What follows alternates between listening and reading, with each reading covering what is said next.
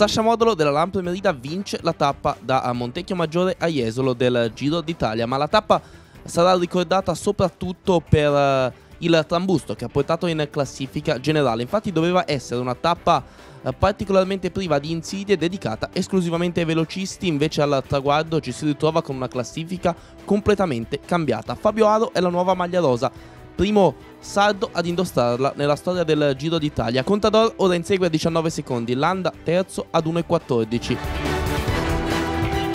Una caduta poco prima dei 3 km dal traguardo rimescola le carte del Giro d'Italia. Fino a quel momento la tappa, bagnata sin dalla partenza, aveva avuto un andamento piuttosto regolare.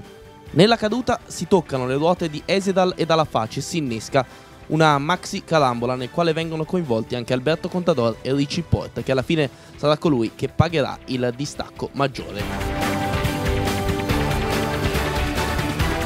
Nella volata finale ottimo lavoro della Lampre, che porta Sasha Modolo nella posizione migliore per cogliere il successo in questa tappa del Giro d'Italia. Domani la cronometro di quasi 60 km che ci dirà qualcosa in più sull'andamento della classifica generale di questo Giro d'Italia.